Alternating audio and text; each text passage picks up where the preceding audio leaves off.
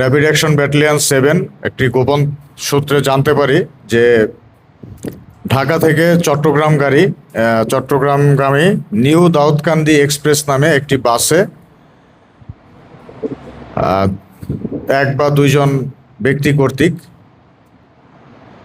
কিছু গাঁজা বহন করে নিয়ে আসা হচ্ছে। এই তথ্যের ভিত্তিতে আমরা র্যাপিড অ্যাকশন ব্যাটালিয়ন 7-এর একটি অভিযানিক দল ফেনী জেলার ফতেপুর এলাকায় একটি চেকপোস্ট স্থাপন করে এবং উক্ত চেকপোস্টে উক্ত বাসে আগমনকারী দুইজন প্যাসেঞ্জার সিনথিয়া ইসলাম এবং রাবিয়া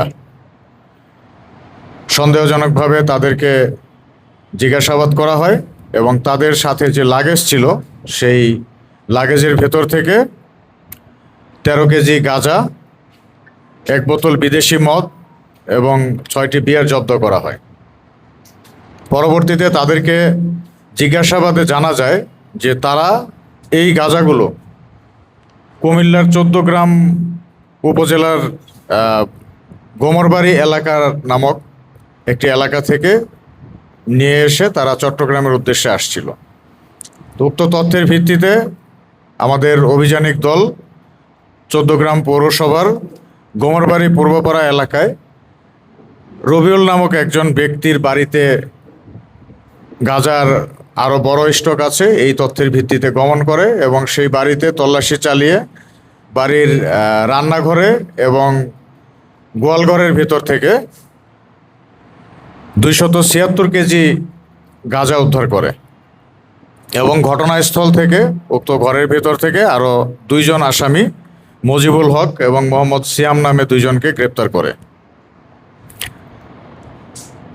গ্রেপ্তারকৃত আসামিদেরকে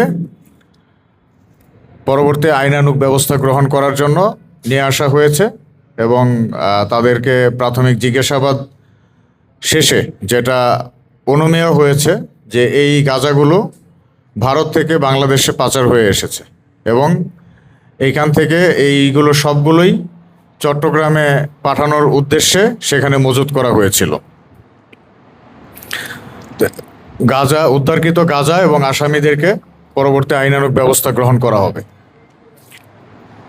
একই সাথে গত 25 জুন বিকেল 5:30 দিকে আনোয়ারা উপজেলার তৈলারদ্বীপ ব্রিজ নামক একটি জায়গায় গোপন তথ্যের ভিত্তিতে র্যাপিড অ্যাকশন ব্যাটালিয়ন 7-এর আরেকটি দল চেকপোস্ট স্থাপন করে এবং সিএনজিতে করে একজন প্যাসেঞ্জার আগমন করছিল যার নাম দোস্ত মোহাম্মদ। তিনি একজন রোহিঙ্গা নাগরিক। সন্দেহজনক হওয়ায় তাকে জিজ্ঞাসাবাদ করা হয়। পরবর্তীতে তিনি স্বীকার করেন যে তার পেটের ভিতরে করে ইয়াবা ক্যারি করছেন।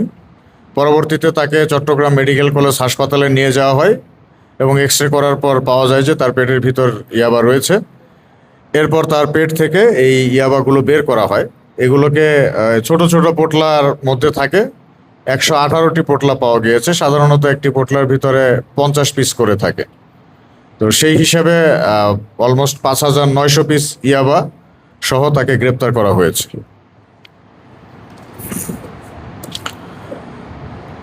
এছাড়াও গত 25 জুন মধ্যরাতে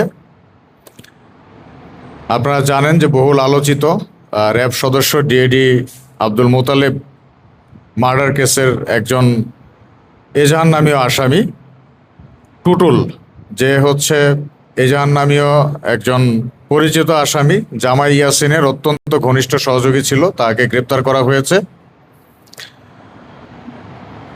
এই টুটুল সহ এই কেসের এখন পর্যন্ত মোট 43 জন আসামিকে গ্রেপ্তার করা হয়েছে, যার মধ্যে র্যাব 23 জন এবং পুলিশ 20 জনকে গ্রেপ্তার করেছে।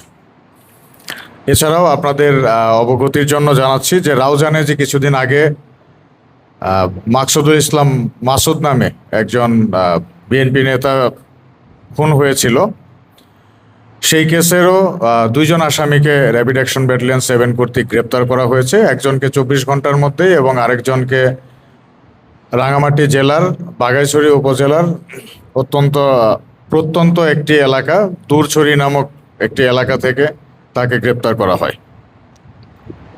এবং এই সকল কেসের সকল আসামিদেরকে পরবর্তী আইনানুগ ব্যবস্থা গ্রহণ করার জন্য প্রক্রিয়া অনুযায়ী ব্যবস্থা গ্রহণ করা হচ্ছে। ধন্যবাদ।